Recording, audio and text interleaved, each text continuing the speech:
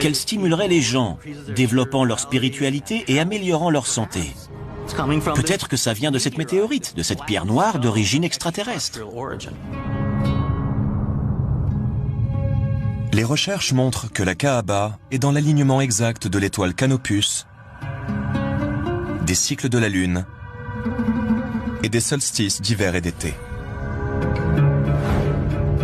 Mais où et comment nos ancêtres ont-ils pu obtenir un tel savoir en astronomie? De la même manière que les planètes tournent autour du Soleil, les marches en cercle autour de la Kaaba sont une référence symbolique aux alignements des astres de l'époque.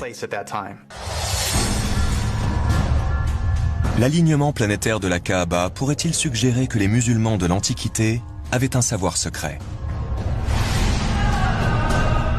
Leur vénération pour la pierre noire ne serait-elle pas une commémoration d'une ancienne rencontre avec des extraterrestres? Pour les théoriciens des anciens astronautes, la réponse à ces questions ne fait aucun doute. C'est forcément oui. Eh bien, il y a un verset qui contient la Mecque. La première maison qui ait été édifiée pour les gens, c'est bien celle de Baka, la Mecque, bénie, et une bonne direction pour l'univers. Dans le Coran, eh bien, le verset il fait 47 lettres, divisé par 1,618, ça fait 29, pile poil le début du mot Mecca. Enfin, c'est un bas de Becca, mais c'est pile poil à cet endroit-là. Donc, je veux dire, quand on découvre des choses comme ça, et il y en a encore dans le Coran, il y a des vérités comme ça mathématiques, on se dit, c'est quoi ça? Mais donc, le premier message, c'était, voilà, informez-vous. Au lieu d'interpréter, d'abord le savoir. D'abord, savoir de quoi on parle.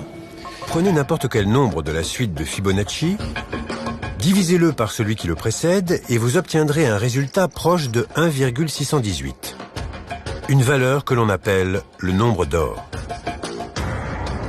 Reprenons l'image du bras au rayon X.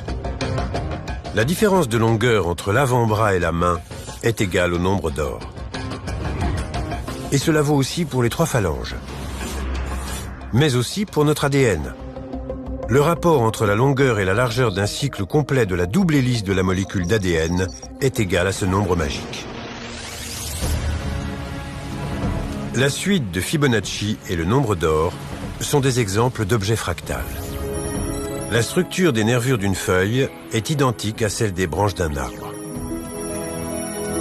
On a donc bien une même forme répétée à l'infini à une échelle toujours plus petite. Une fractale, c'est l'autosimilarité.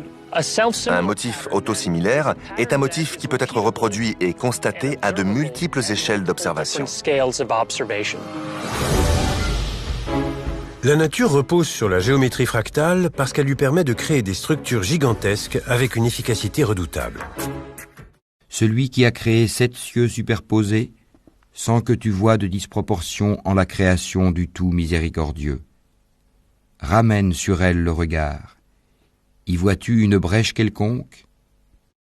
Puis retourne ton regard à 2 fois. Le regard te reviendra humilié et frustré. C'est grâce à elle que le corps humain peut contenir 96 000 km de veines et d'artères. Ou qu'1,80 m de filaments d'ADN peuvent être contenus dans le noyau d'une cellule. Si on mettait bout à bout la totalité de l'ADN d'un être humain, on obtiendrait une longueur de 6 400 000 km, soit une distance supérieure à celle qui nous sépare de Pluton. Nous leur montrerons nos signes dans l'univers et en eux-mêmes, jusqu'à ce qu'il leur devienne évident que c'est cela le Coran, la vérité. Ne suffit-il pas que ton Seigneur soit témoin de toutes choses? سنريهم آياتنا في الآفاق وفي أنفسهم حتى يتبين